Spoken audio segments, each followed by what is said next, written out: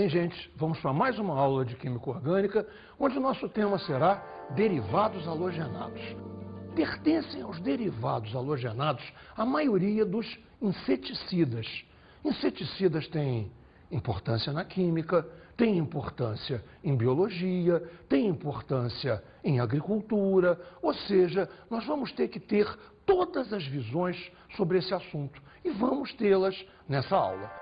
Derivados halogenados dos hidrocarbonetos são compostos aonde você substitui átomos de hidrogênio por um igual número de átomos de halogênio. Você lembra com certeza, halogênios são o grupo 7A. Na química podemos ter o flúor, o cloro, o bromo e o iodo, com uma fórmula assim, Rx, onde R seria um radical qualquer, um radical preferencialmente aberto. E ARX, onde AR, você lembra, AR é o código que temos usado para os aromáticos. Veja bem, agora vamos entender um exemplo. Observe, temos aqui CH3, CH2, tenho a certeza que você já reconheceu o radical etil. E o radical etil preso a um átomo de cloro, ou seja, sem a menor dúvida, um derivado clorado, um nome particular para derivado halogenado. Você tem o cloro preso ao etil, ou pensando de outra maneira, você tem uma estrutura parente que é o etano, e na estrutura parente que é o etano, saiu um hidrogênio, entrou o cloro. O cloro é o substituinte. Vamos ver como é que podemos fazer a nomenclatura e o PAC para isso. Observe, cloro, etano. Eu preciso numerar este cloro? Evidentemente que não preciso. Só existem 2 carbonos. Vou numerar o quê? Se houvesse importância, eu iria colocar um número para esse cloro. Veja mais uma coisa. O halogênio é um substituinte a mais. Ele não tem qualquer precedência sobre os outros. Ou seja, numera a cadeia e coloca os substituintes em ordem alfabética. Claro que existe outra técnica para dar nome, além da nomenclatura e o PAC. A nomenclatura usual, que funciona da seguinte maneira. Repara, a palavra haleto aqui toma o lugar de cloreto, brometo, iodeto, mais raramente possível também fluoreto. Não é o mais comum, mas é possível. De, a preposição de, e aí dizemos o nome do radical. Um detalhe, nós vamos pontuar o seguinte, o radical, por motivos de eufonia, para que soe melhor para quem vai escutar esse nome, a gente acrescenta a letra A. Ou seja, não vamos dizer cloreto de etil, vamos dizer, observe aqui, cloreto de etila. Percebeu o azinho final? O azinho final não quer dizer absolutamente nada. O azinho é apenas uma vogal de eufonia. Eu quer dizer bom. Fonos, som. Eufonia, bromo. Bromo ligado a um anel aromático. Nomenclatura e o PAC. Bromo-benzeno. Nenhuma especificidade. Bromo-benzeno é um bromo só. Não há o que numerar. Agora, podemos usar o seguinte. Nomenclatura usual. Bromo. Consequentemente, haleto. Brometo, brometo de fenila. O maior cuidado, por favor. Radical do benzeno é fenil, não é benzil. Benzil existe, mas é outra coisa. Tem um grupamento CH2 a mais. Repare mais um exemplo, então. Você tem aqui 2 cloros. 2 cloros numa estrutura de 3 carbonos. A mesma dúvida de sempre. Eu devo numerar? Claro que sim. Esses 2 cloros poderiam estar acumulados num carbono só. Poderiam estar um no carbono 1, outro no 2, dizendo em linguagem mais vulgar, um na ponta, outro no meio. Mas não, estão um nessa extremidade, carbono 1, o outro nessa extremidade, carbono 3. Logo, 1, 3. São 2 cloros?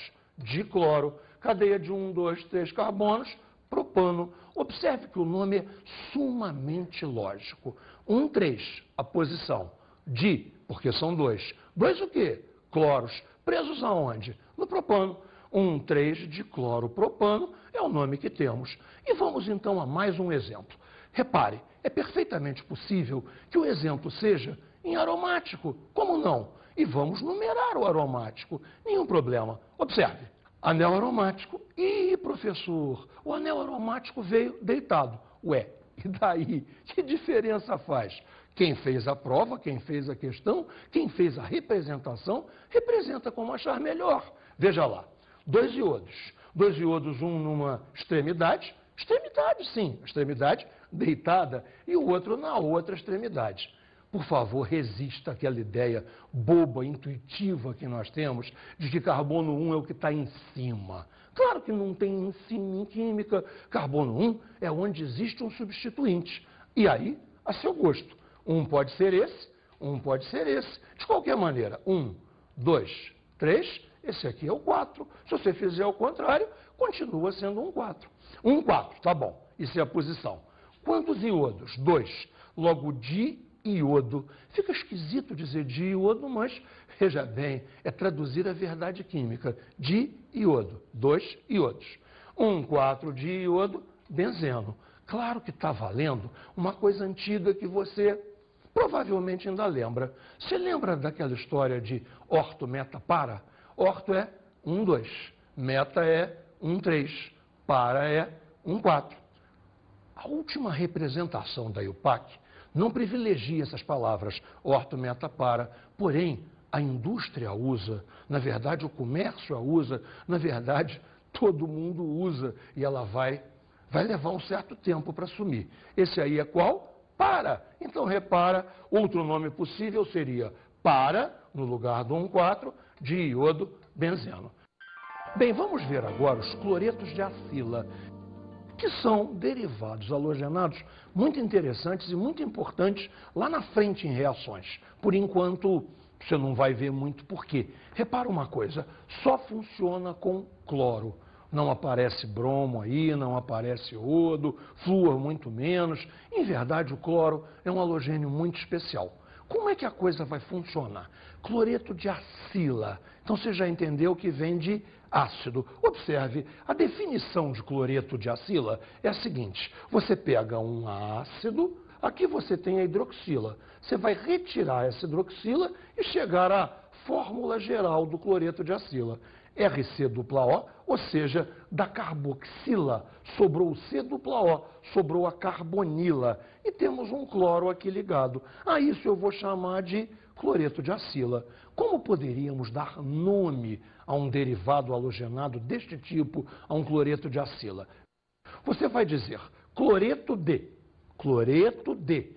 Aí você diz o nome do ácido. Repara, alguma coisa assim. Se fosse o ácido fulanoico, você não vai dizer exatamente fulanoico. Você vai tirar o ico final e colocar o ila. Então você pega o nome do ácido, tira ico, coloca ila e fechou. Vai ser assim. Cloreto de. Já começamos assim. Você identificou com toda certeza que há um pedaço de um ácido aqui. Repare a carbonila C-O, era um ácido de 2 carbonos. Ácido de 2 carbonos. Ácido termina em oico. 2 carbonos, etano. Consequentemente, temos o etanóico. Ou seja, como é que ficou a brincadeira? Cloreto de etanoíla. Claro que também existe o nome vulgar do ácido. Não é nome vulgar, bem o termo, mas algumas pessoas falam assim, nome usual seria mais adequado. Gente, lembra? Ácido de 2 carbonos? Vinagre. Eu sei que você lembrou. Ácido acético. Ou seja, acético, tirei o ico, coloquei ila, acetila. Vamos falar um instantinho sobre os compostos organometálicos. Claro que eles não são derivados halogenados, são derivados de metais. Você terá que ter, para a definição de um organometálico, um átomo de um metal ligado a pelo menos um carbono de cadeia. Veja aqui esse exemplo, observe aqui. O metal é o chumbo, e aqui ligado ao chumbo, chumbo é tetravalente. Por que chumbo é tetravalente? Carbono, silício, germânio, estanho, chumbo. Grupo 4A, como o carbono é tetravalente, o chumbo também o é. Consequentemente, chumbo pode se ligar a 4 coisas diferentes. Repare, no caso, são 4 coisas iguais. Um chumbo ligado a etil, etil, etil, etil. O nome para isso usual é chumbo tetretila. Bem, e o que é chumbo tetretila? Bom, fique sabendo que chumbo tetretila atualmente está proibido, não pode ser mais usado. Foi desenvolvido na década de 20 aproximadamente, pela General Motors, para melhorar o rendimento da gasolina e eliminar, nos motores mais potentes, o probleminha da batida de pino. O que não se sabia naquela época era o efeito cumulativo, o efeito venenoso dos compostos de chumbo. Hoje em dia, chumbo tetretilo está banido. Aqui no Brasil, nenhuma gasolina pode usar nenhum derivado de chumbo. Observe, quantos compostos diferentes existem com a fórmula C2H3Cl3. Quais seus nomes e o PAC? Bem, repare o seguinte, já há a suposição de que essa fórmula me leva a mais do que um composto. Isso já está implícito. Nós precisamos descobrir qual é a estrutura parente, porque repare, existem halogênios. Halogênios grupo 7A, consequentemente são elementos monovalentes.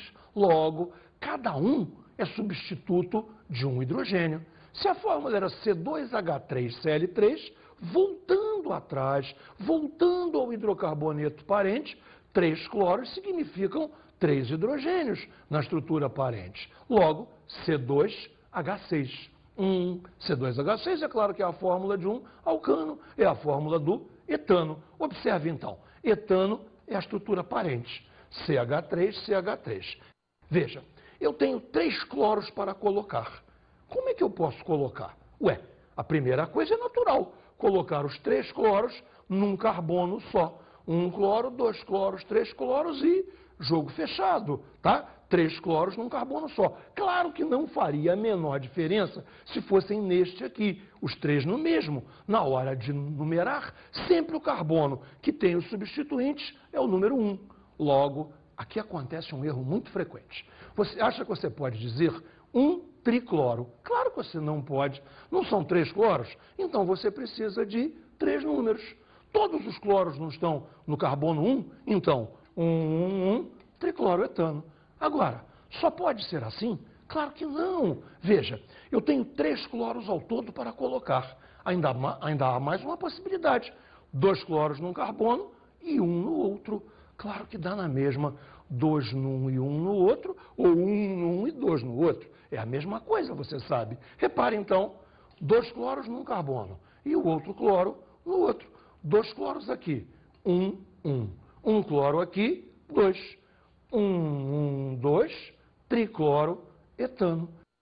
Logo, a resposta para esse tipo de questão é o número de compostos encontrados, em geral, nas provas de múltipla escolha, normalmente é assim, ou seja, 2 compostos, o 1, tricloroetano e o 1, 2, tricloroetano. Agora você já sabe como pensar, agora você já sabe como resolver exercícios desse tipo.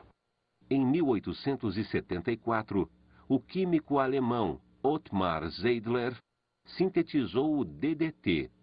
Em 1939, 65 anos depois, o suíço Paul Miller descobriu que este composto atuava como inseticida. Tal foi o sucesso do DDT no combate às epidemias de tifo, febre amarela e malária durante e após a Segunda Guerra Mundial, que Paul Miller recebeu o Prêmio Nobel de Medicina de 1948. No entanto, em 1962, a publicação do livro Primavera Silenciosa, da bióloga americana Rachel Carson, alertou a comunidade científica para o lado problemático do até então milagroso DDT.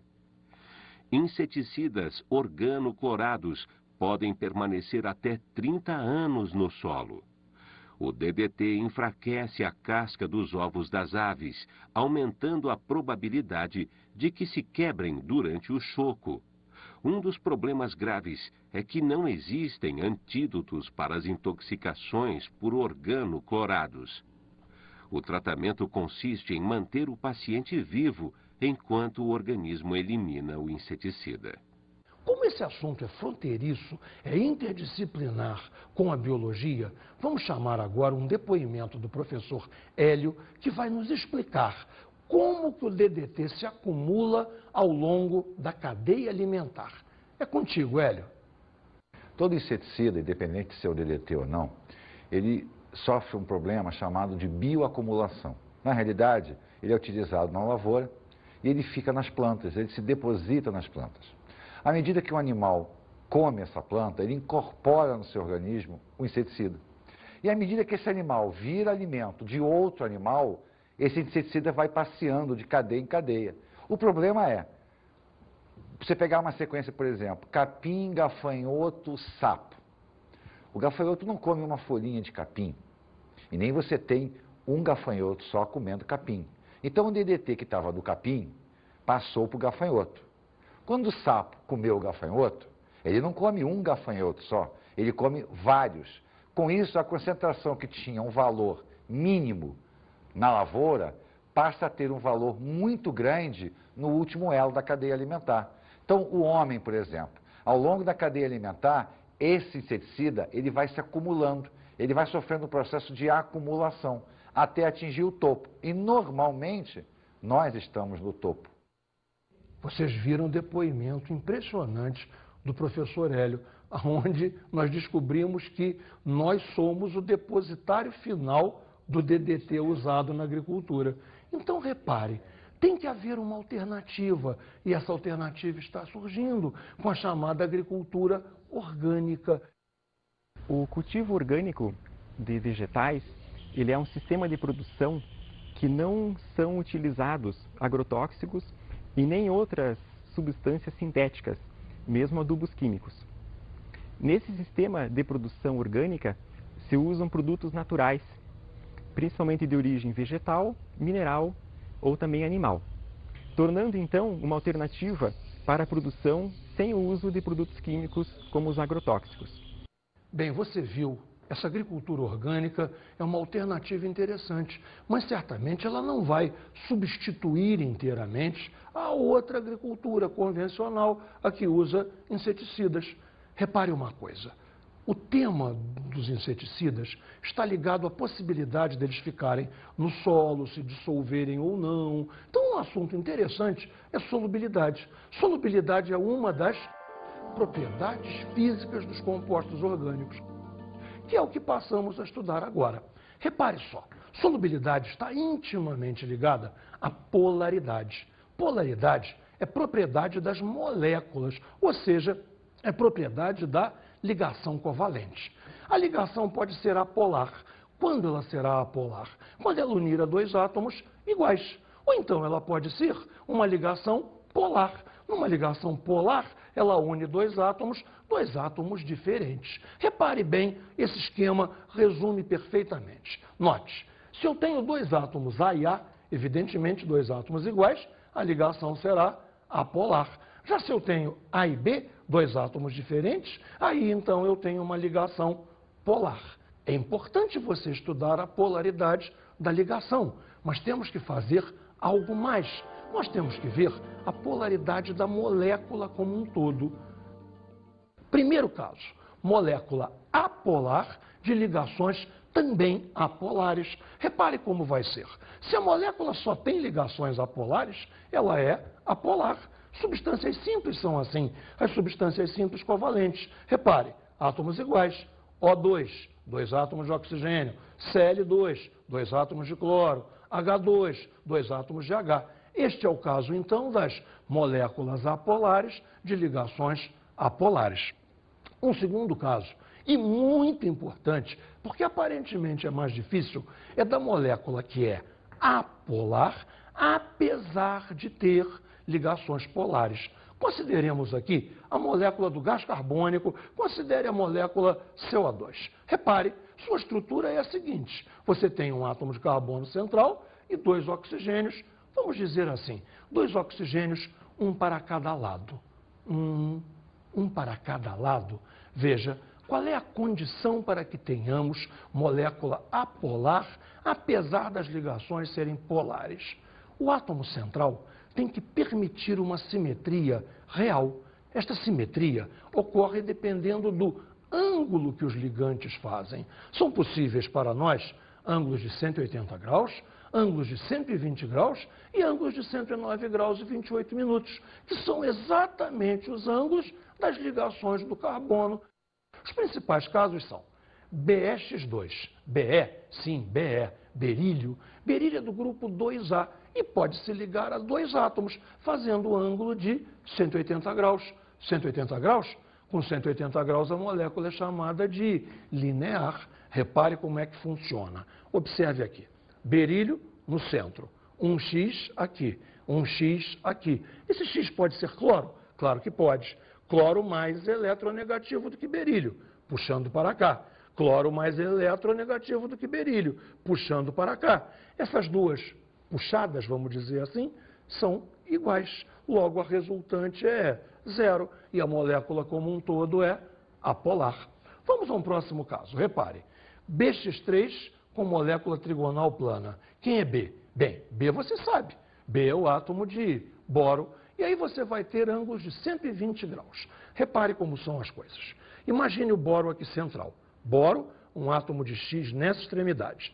Rodamos de 120 e aqui temos outro átomo de X. Rodamos novamente de 120 e aqui temos outro átomo de X. Repare, eu tenho 3 átomos de X a 120 graus. Eu tenho 3 forças a 120 graus. Isso você já aprendeu em física. A resultante é zero. E novamente a molécula é apolar. Você deve estar se perguntando, mas Nelson, e cadê o carbono nessa história?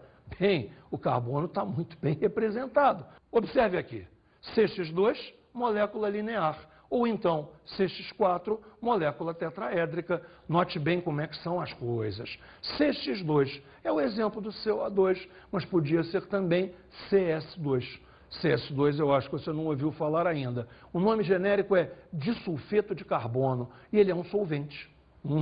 Agora, CX4 pode ser o metano, CH4, pode ser CCl4, CCl4, tetracloreto de carbono, um solvente também. Não sei se você reparou, eu estou falando o tempo todo em solventes. Sabe por quê? Solubilidade tem tudo a ver com polaridade. Mas espera um instantinho. Por enquanto, nós só falamos de moléculas apolares. E as outras? Temos que ver como é que são as moléculas polares. Bem, uma coisa você pode ter certeza. Moléculas polares implica que elas têm que ter ligações polares. Claro. E quais são elas? Praticamente todas as que nós não vimos ainda. Veja bem, qualquer molécula XY que tenha 2 átomos diferentes, X e Y. Um excelente exemplo, HCl. Outro bom exemplo, CO, o monóxido de carbono. Os outros 2 exemplos que vamos ver agora são mais importantes ainda. Repare, a molécula da água e a molécula da amônia. A molécula da água tem o oxigênio como átomo central e faz 2 ângulos para os 2 hidrogênios, 2 ângulos de 105 graus.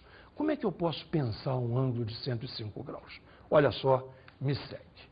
Vou colocar as minhas 2 mãos ligadas aqui. Eu tenho praticamente aqui um ângulo reto, 90 graus. Para chegar em 105, eu tenho que abrir mais 15. Então, olha só, uma aberturinha aqui, girei, e você está vendo como é que funciona a molécula da água. O O aqui no encontro das minhas 2 mãos e os 2 Hs, um em cada cotovelo, abertos a 105 graus. E essa molécula é polar? Naturalmente que é polar. Quem é que é mais eletronegativo? Oxigênio, claro. Logo você tem um vetor de polaridade aqui subindo, outro vetor de polaridade aqui subindo também, e a resultante, naturalmente, é para cima. A molécula da água é polar. Bem, e a molécula da amônia? A molécula da amônia é mais fácil ainda. Você a tem em sua mão. Vou usar a minha mão esquerda. Repare, pega a sua mão esquerda, guarda esses 2 dedos, abre o máximo que você puder os outros 3. Você tem o nitrogênio aqui em cima e os 3 hidrogênios, um em cada unha, aqui, escondido aqui atrás. N no encontro dos dedos, um H, outro H, outro H, os 3 Hs. Um vetor subindo, um vetor subindo, um vetor subindo. A molécula da amônia também é polar. Bem, você agora tem uma excelente ideia sobre que moléculas são polares, que moléculas são apolares. Mas e agora? E se a molécula não for de nenhum desses nossos casos? Como é que eu faço? Claro, você faz a análise olhando para a estrutura. Por exemplo, como é que eu vou descobrir se a molécula do benzeno é polar ou apolar? C6H6. Essa molécula aqui tem essa ligação polar e tem essa ligação apolar. Por que polar? Por que apolar? Pensa. Dois átomos iguais, ligação apolar. Dois átomos diferentes, ligação polar. E agora?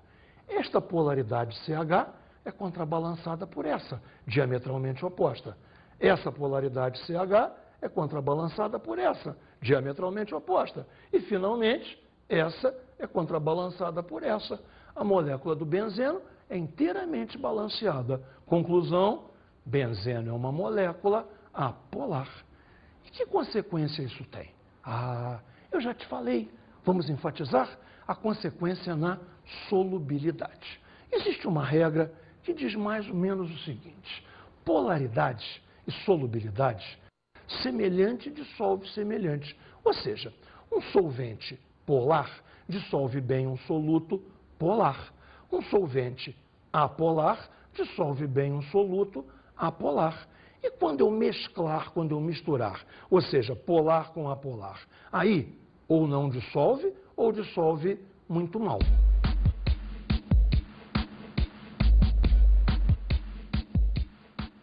Veja, eu tenho 2 béqueres, vou colocar água em ambos. Não preciso de muita água, qualquer aguinha está me dando a explicação que eu preciso. Pronto, temos 2 béqueres com água. No primeiro béquer, eu vou adicionar um pouco de álcool. O álcool é transparente incolor, a água é transparente incolor. Adicionei.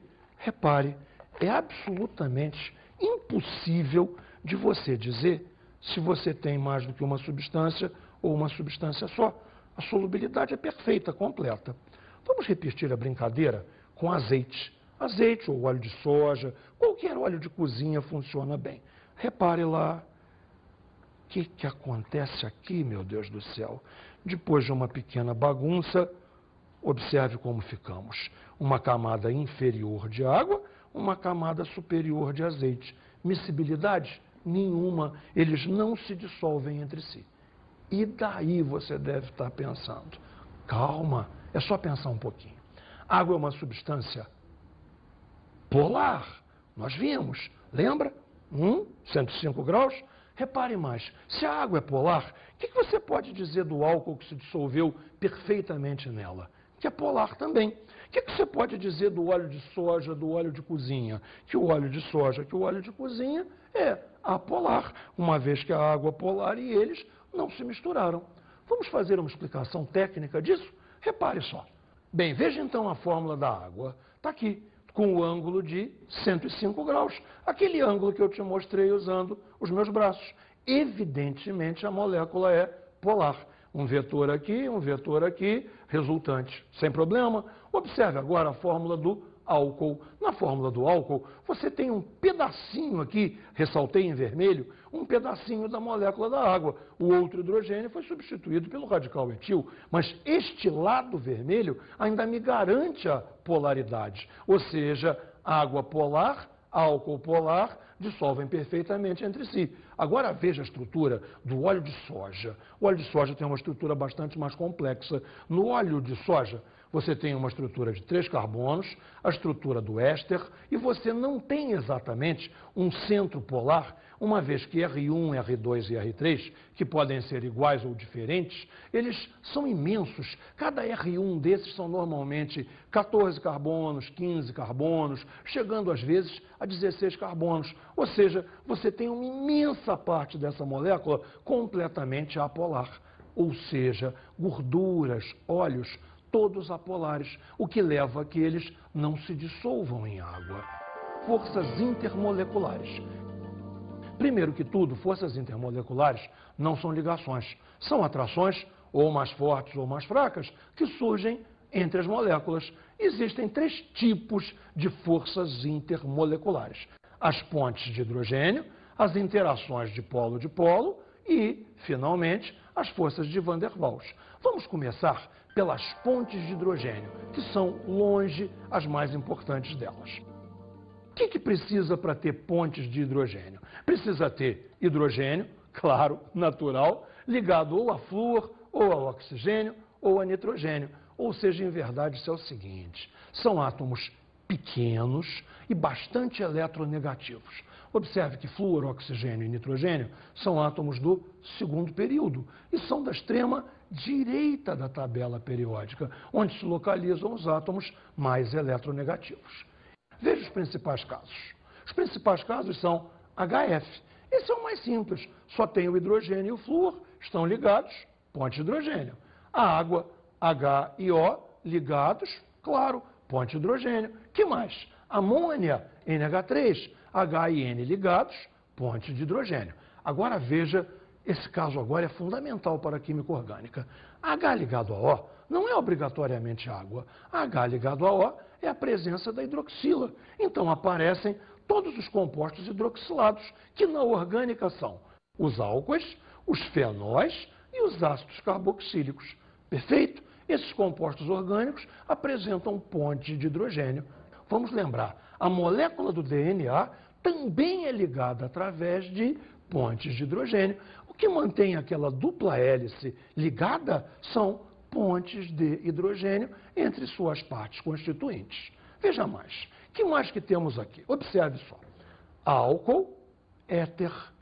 Nota bem, esse exemplo é muito bonito e muito importante. CH3, CH2OH, C2, H6O. CH3, CH3O, C2, H6O. Essas moléculas têm os mesmos átomos, na verdade elas têm a mesma fórmula, deveriam ter pontos de ebulição muito próximos e não têm. Repare, ponto de ebulição do álcool, 78 graus Celsius. Pelo amor de Deus, jamais ferva álcool, jamais sequer aqueça álcool. O vapor do álcool é combustível. Se você está aquecendo, tem fogo perto. Se você não quer provocar um incêndio, por favor, não aqueça álcool, deixe que um técnico faça isso. Agora, este éter aqui não é o éter que você conhece. Este éter é um gás. Ele tem ponto de ebulição de menos 25 graus Celsius. Veja a diferença entre um e outro, é superior a 100 graus Celsius. O que pode explicar isso? Única explicação: as atrações entre as moléculas. Na molécula do álcool você tem H ligado a O, consequentemente você tem ponte de hidrogênio. As moléculas se grudam, não querem se separar, é difícil para ferver. Agora, na molécula do éter, não há nenhum centro polar aonde as moléculas possam se prender. Ou seja, aqueceu, elas vão embora. No éter, então, não temos ponte de hidrogênio. Temos um outro tipo de interação intermolecular, que são as interações de polo, que são atrações bem mais fracas entre as moléculas polares que não têm ponte de hidrogênio. E ainda existe um último caso, que são as forças de Van der Waals, que são atrações muito fracas entre moléculas apolares. Veja, temos agora a estudar dois exemplos importantíssimos para a química orgânica. Primeiro, note a solubilidade dos álcoois, solubilidade de um álcool em água. Pegamos a sequência metanol, etanol, 1-propanol, 1-butanol, 1-petanol. Você reparou, é a sequência do número de carbonos, de 1 a 5. Metanol, etanol e 1-propanol apresentam solubilidade infinita. O que eu quero dizer com solubilidade infinita? Não importa quanta água eu ponho, não importa quanto álcool eu ponho, sempre dissolve. Do 1-butanol em diante, a solubilidade é baixa e vai diminuindo. Repara, 7,9 gramas para 100 gramas de água, 2,3 gramas para 100 gramas de água. É cada vez menor. Por quê? Aumentando a cadeia, você aumenta a parte apolar. E as coisas apolares não se dissolvem bem na água. Álcoois muito grandes, que têm estruturas muito poderosas, certamente são apolares. Vou te lembrar uma coisa. Pessoas de mais idade se preocupam o tempo todo com o colesterol. Termina em ol? Será que é um álcool, professor? Você acertou, é um álcool. É um álcool grande, consequentemente insolúvel em água e, consequentemente, ele vai grudando nas veias, grudando nas artérias e provocando entupimento. Se ele fosse solúvel, o sangue o levaria. Como é insolúvel, olha o problema aí. Repara mais uma coisa. Vamos ver agora pontos de ebulição para hidrocarbonetos de mesma fórmula. N-pentano, ao todo 5 carbonos. Metilbutano, 1 mais 4, ao todo 5 carbonos. Dimetilpropano, ao todo 5 carbonos. Logo, a fórmula para todos eles é C5H12. Você deveria esperar pontos de ebulição próximos, não iguais, mas pelo menos próximos. Repare que não é verdade. Indo em ordem inversa, 10 graus Celsius, 28 graus Celsius, 36 graus Celsius. A diferença é marcante. Como podemos explicar isso? Veja, são moléculas apolares. Mas quanto maior for a cadeia, quanto a molécula for maior, a possibilidade de interação entre elas é melhor. Consequentemente, se atraem mais, consequentemente, o ponto de ebulição será um pouco maior. Veja a representação que fizemos. Olha o N-pentano. 1, 2, 3, 4, 5 carbonos, pode interagir muito bem com outra molécula de N-pentano abaixo. Uma larga área para contato, se atraem razoavelmente, o que leva a um ponto de ebulição maior. Veja agora o metilbutano. O metilbutano tem esse carbono aqui, digamos, tem uma ponta extra na cadeia, atrapalhando a interação. É como se você quisesse encaixar duas coisas e houvesse um atrapalhador desse encaixe. Imagine assim, a coisa não consegue encaixar, tem esse radical atrapalhando. E no dimetilpropano, a situação ainda é pior. Eu não vou ter conseguir encaixe. Como é que eu vou conseguir encaixar isso com isso? A molécula é toda pontuda, eu não vou conseguir encaixe. Consequentemente, repare, quanto maior a cadeia apolar, maior a chance das moléculas se encaixarem. Consequentemente, isso leva a um aumento do ponto de ebulição. Percebeu? Eu creio que nós temos o seguinte. Você reparou como a estrutura vai definir as propriedades físicas dos compostos orgânicos. Estrutura, essa é a palavra-chave. Pense nela e você acerta.